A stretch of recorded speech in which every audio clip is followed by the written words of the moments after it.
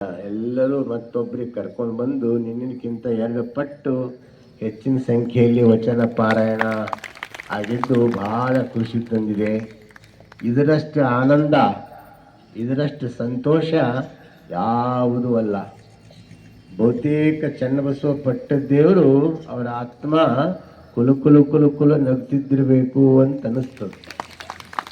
ಅಷ್ಟು ಸಂತೋಷದ್ದು ವಚನ ಅಂದರೆ ನಮ್ಮ ಪ್ರಾಣ ಜೀವಾಳ. ಹೇಗೆ ನಾನು ಮೇಲಿನ ಮೇಲೆ ಹೇಳ್ತಿರ್ತೀನಿ, ಈ ಸಣ್ಣ ಮಕ್ಕಳಿಗೆ ಡ್ರಾಪ್ಸ್ ಹಾಕ್ತಾರೆ, ಪೋಲಿಯೋ ಡ್ರಾಪ್ಸ್ ಹಾಕ್ತಾರೆ. ಆ ಪೋಲಿಯೋ ಹನಿ 2 ಹನಿ ಹಾಕಿದ್ರೆ ಜೀವನ ಪರ್ಯಂತ ಅಂಗವಿಕಲತೆ ಬರಂಗಿಲ್ಲ, ಆಯುಷ್ಯ ಪರ್ಯಂತ ಅಂಗವಿಕಲತೆ ಬರಂಗಿಲ್ಲ. ಅದೇ ರೀತಿ ವಚನಗಳ ಡ್ರಾಪ್ಸು ನಾವು ಜೀವನದಲ್ಲಿ ಹಾಕ್ಕೊಂಡ್ರೆ ನಮಗೂ ಮಾನಸಿಕ ಅಂಗವಿಕಲತೆ ಎಂದೆಂದೂ ಬರಂಗಿಲ್ಲ. ಅಂಥ ಒಂದು ಮನೋಭಾವ, ಅಂಥ ಒಂದು ಆತ್ಮಬಲ ನಮಗೆ ಬರ್ತದೆ. ಅದಕ್ಕೆ ನಾವು ಬರೀ 7 ದಿನ ವಚನ ಓದೋದಲ್ಲ, ಈ ಪುಸ್ತಕ ಭಕ್ತಿ ಶ್ರದ್ಧೆಯಿಂದ ನಿಮ್ಮ ಪೂಜೆದ ಮನೆಯಲ್ಲೇ ಇಟ್ಟು ಪ್ರತಿನಿತ್ಯ 10, 20, 5 ಎಷ್ಟು ಸಾಧ್ಯ ಅದ ಅಷ್ಟು ನೀವು ನಿರಂತರ ಓದ್ತಿರ್ಬೇಕು. ನಿರಂತರ ಓದಿದ್ರೆ ಆ ವಚನದ ಬಲ, ನಮ್ಮ ಅಂತರಂಗದ ಬಲ ಹೆಚ್ಚಾಗ್ತದೆ. ಹೊರಗಿನ ಶಕ್ತಿಗಿಂತ ಒಳಗಿನ ಶಕ್ತಿ ಬಹಳ ದೊಡ್ಡದು. ಒಳಗಿನ ಶಕ್ತಿ ಹೆಚ್ಚಿತ್ತಂತೆ ಅಂಥ ರಾಜಾದಿರಾಜ ಚಕ್ರವರ್ತಿ ಕೌಶಿಕ ಮಹಾರಾಜನ ಒದ್ದು ಹೊರಗೆ ಬಂದಿದಂಥ ಅಕ್ಕಮಹಾದೇವಿ ಶಕ್ತಿ, ಅದು ಮನಸ್ಸಿನ ಅಂತರಂಗದ ಶಕ್ತಿನೇ ಅದಕ್ಕೆ ಮುಖ್ಯ ಕಾರಣ.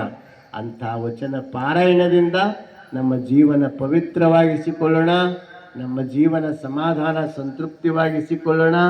ಇನ್ನು ನಾಳೆನೂ ಇದೇ ರೀತಿಯಾಗಿ ನೀವೆಲ್ಲರೂ ಸ್ವಲ್ಪ ಪ್ರಯತ್ನ, ಭಾಳ ಹತ್ತಲ್ಲ ಎಕ್ಕ ಬಾರೆ ಅಂತ ಸಿಗಲ್ಲ ಎಕ್ಕ, ಸ್ವಲ್ಪ ಬಾರೆ ಒಂದರ ನೋಡಿ ಅಕ್ಕ, ಹಿಂಗಂದ್ರೆ ಖಂಡಿತವಾಗಿ ಅವರು ಬರ್ತಾರ. ನಾಳೆ 2 ಪಟ್ಟು ಜನ ಆಗ್ತಾರ ಅಂತ ನಮಗೆ ವಿಶ್ವಾಸದ ಭರವಸೆ ಅದ.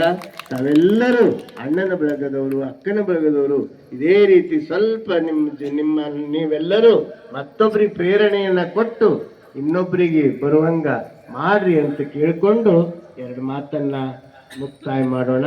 ಸಾಯಂಕಾಲ ಪ್ರವಚನ ಅಮ್ಮವ್ರದ್ದು, ಮಾತಾಜಿಯವ್ರದ್ದು ಭಾಳ ಚೆಂದಾಗಿ ಎಲ್ಲರೂ ಭಾಳ ಸಂತೋಷ ಪಟ್ಟಾರ, ಎಲ್ಲರೂ ಆನಂದ ಪಟ್ಟಾರ.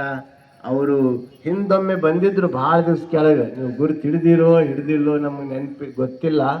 ಹಿಂದೊಮ್ಮೆ ಅವರು ಭಾಳ ದಿವಸ ಕೆಳಗೆ ಬಂದಿದ್ರು. ಮತ್ತೆ ಈಗ ಭಾಳ ದಿವಸ ಆಯ್ತು ಅಂತ ಮತ್ತೆ ಈಗ ಕರೆದಿದ್ವಿ. ಮೊದಲಿನಕ್ಕಿಂತಲೂ ಈ ಪ್ರವಚನ ಭಾಳ ಗಂಭೀರವಾಗಿ ಚೆಂದಾಗಿ ಹೇಳ್ತಾ ಇದ್ದಾರೆ. ಅದರ ಉಪಯೋಗನೂ ತಾವೆಲ್ಲ ಪಡ್ಕೋಬೇಕು ಅಂತ ಕೇಳಿಕೊಂಡು ಈಗ ಮಂಗಳದೊಡನೆ ಕಾರ್ಯ